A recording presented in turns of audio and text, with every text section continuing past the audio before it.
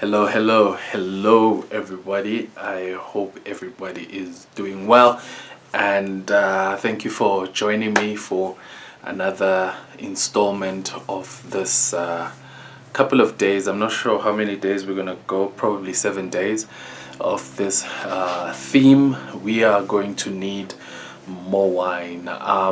Today we're on part 5. We've been pushing.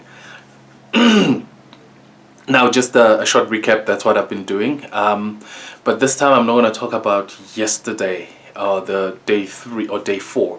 I just want to give there's an overview that, this is the beauty sometimes of doing a series, is that you can listen to it, you can come back to it, and find the certain points that you might have missed, and gives you an opportunity. It's not just a once-off thing that you say and then not come back to it. So the thing is, what makes the wedding of Cana quite interesting, a story or an episode in the life of Christ, was the fact that there were other factors that made the wedding at Cana of Galilee quite interesting. One was the fact that a wedding was a most joyous occasion for the community, for the Jewish community. Whenever somebody was getting married, people came. If you're related, relatives will come from Africa, from Europe, in Rome. Some who were living in Turkey, some to the Near East, Middle East. People came from all over to celebrate with you. It was a joyous celebration. That was number one. Number two, what made that episode quite interesting was the fact that it was a common thing within the Jewish community that whenever you had a wedding or a party, you needed to have enough food and drinks that would sustain everybody, that everybody would have and still have more left. It was some, if you read historical documents, they would say some were even sued if food ran out or drinks ran out while the party was happening. So it was a really important function. It didn't just hinge on the fact that they were celebrating a wedding. It hinged on legality. People could get sued, or people were ostracized, castigated in society, because you can't invite. I remember one time I was invited to a wedding some time ago now, and food ran out. And one of the things, the talking point, I'm still talking about it today, is the fact that the food ran out. The wedding was late. It started very late, and there was not enough food. And so I guess that is why in our day and age, when people get married, they don't necessarily have to invite the whole community. You invite your friends, because budgetary constraints. We live in a different economy right now, and so you would rather have a few friends, celebrate with them, knowing that there is enough food to feed them. You can't call the whole community, call the whole town, call the whole tribe, and still not have enough food. People, their taking away of things, their takeaway would be the fact that this person invited us to this place and there's not enough food. So that was one of the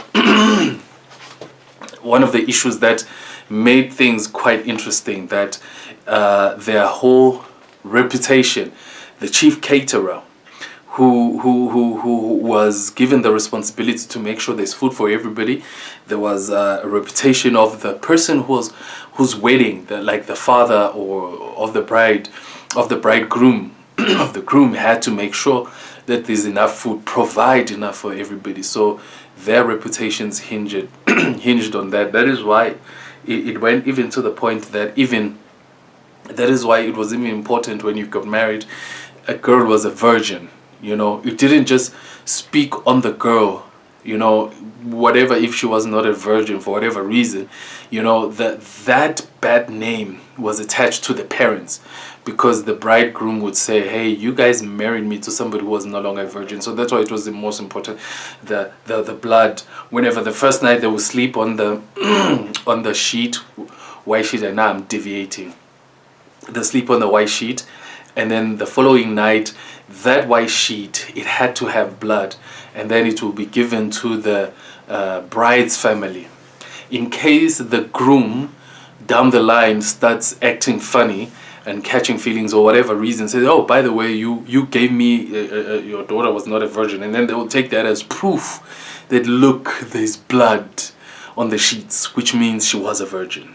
So things like that, those things, it mattered to people. It mattered.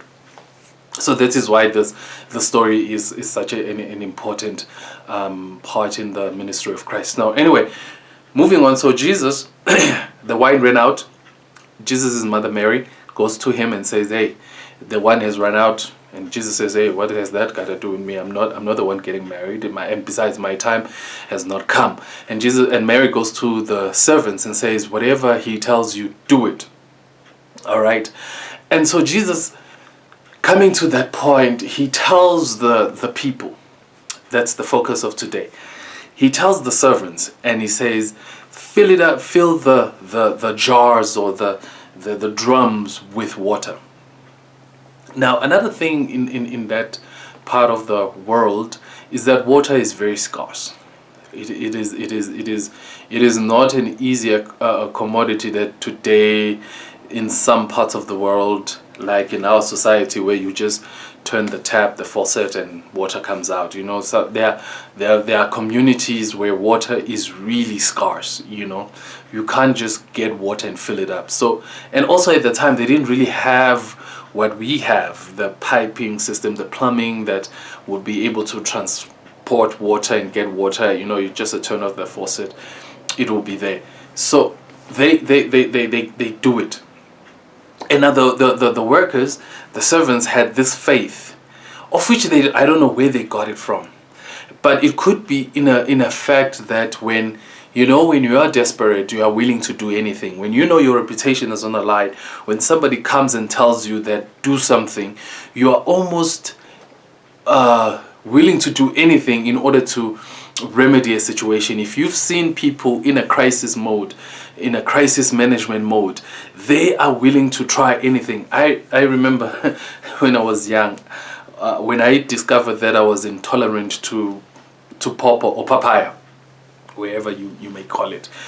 I remember when I ate it and my tummy turned and so many things happened, and I just had a horrible diarrhea that started at night, in the morning, getting weak, before I went to the hospital, of course, to the clinic to get myself help.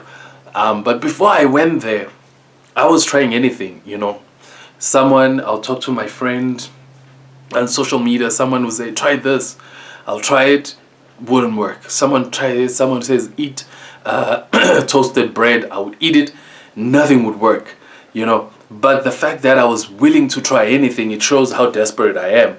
So I believe that when you are in a desperate situation, when you know your employer is in a tough situation whereby if their reputation is in tatters, you might as well lose your job, you are willing to do anything to help. And so that's what the servants did, because they were in a crisis mode. And so they filled it up with water. They filled up with water. And it speaks on faith, it speaks on desperation. There's something very interesting when people are desperate, they're willing to try anything, even faith. They're even willing to try God. You find somebody in a tough situation, you tell them do this, they are willing to do it, because there's something interesting about faith and desperation, that sometimes it works hand in hand. It's different than having faith and doubt. That cannot work. But faith and desperation, there's something important there. There's something interesting that happens, that if you are desperate, you are willing to do anything. That is why sometimes we encourage people, before you get desperate, try God and see where he would take you. And so that's what they did. They filled it up with water. Now, what I love with Jesus, especially with most of his miracles that he did, and this is throughout the whole Bible, and even how God behaved with his people, he has the power to create nothing out of something. All right? He has the power. In fact, when you read the creation story, God was creating something out of nothing. The world was nothing. God created something. He used there was nothing. There was no light. There was no earth. There were no animals. There were no trees. There were no vegetables. There were no humans. And God used it. Even the matter that God used, He was the one who created it. It came out of nowhere. He can create nothing, something out of nothing. But what most importantly, as God was dealing with humanity after the fall, is that God was using what they had and amplified it and transformed it, and it became something. Now there's power in that, because you notice it even in the story of Moses when he was called in the wilderness. God says to him, after the burning bush, the conversation, God says to Moses, "What is it that is in your hand? What is it that you have?" Now, for Moses, for 40 years, while he was a shepherd in the wilderness, in the desert of Midian, he carried a staff, which to him was just something that helped him walk when you're hiking. You know, when you've seen hikers, they something to make you go up the mountains and stuff. Sometimes it will help you carry the lamb. If they're in a place where your hand cannot reach, the staff can reach. But to him, that even the staff that he carried was not even a weapon, because if men had surrounded him, they came to attack him, you can't really, you can defend yourself, but if they're coming with swords and spears, it is not something that you can actually carry. So to him, it was just a stick, basically. But when God said to him, "What is it that is in your hand?" and God said, "Oh, it's just a staff," and just throw it on the ground, it turned into a snake. And moving further into the story, you find that when he gets to Egypt, that staff was able to do wonders. He would point it up, the sky would become dark. He would point it in the Nile River, it would turn into blood. Later on, it parted the waves, the ocean, the sea.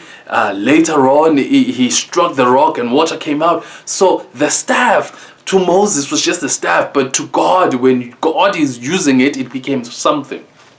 So similarly, when Christ, the first miracle he uses, he says to the people, "Fill the jars with water."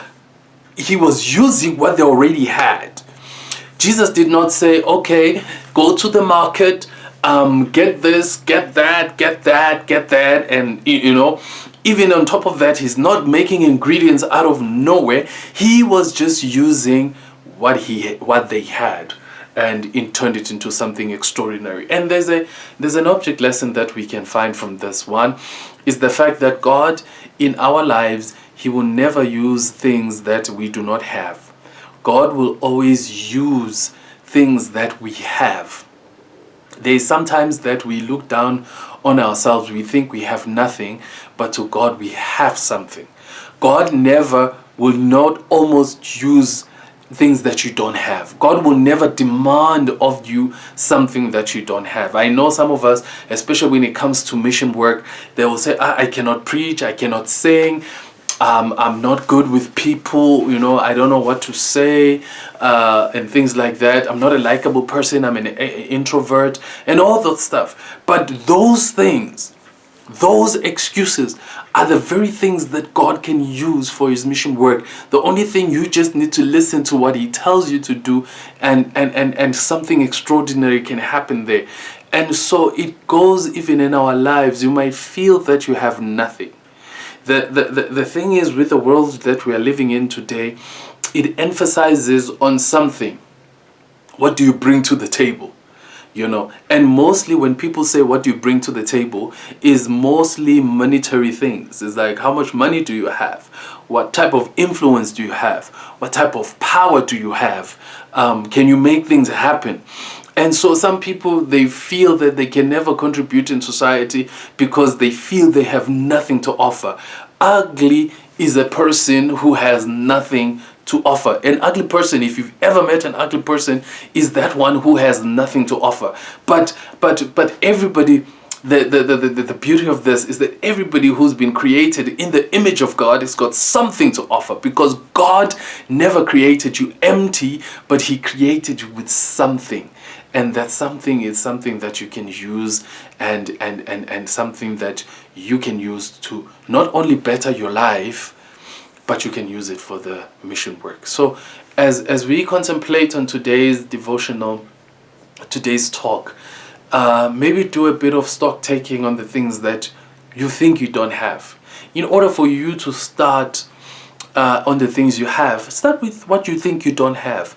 That what if you have goals that, oh, I want to be this, maybe say, oh, I want to be this but I don't have this, I want to be this but I don't have that. Once you start listing all those things you think you don't have, actually that's when you discover that you have a lot of things, and the only thing you need to submit it is to God, so that he can transform it and make it something beautiful. God is able to take dust and turn humanity into it. So God will never use something that you don't have for something. He will always use something that you do have. Maybe sometimes you check for today, just check what you do have. You can talk, you've got a voice. You might not sing, you might not preach, but if you use it for something else, when God can use it for something else, it can be a beautiful thing. So may God bless you as we think on this. And that's why we say we need more wine. God bless you, and see you again soon. Bye-bye.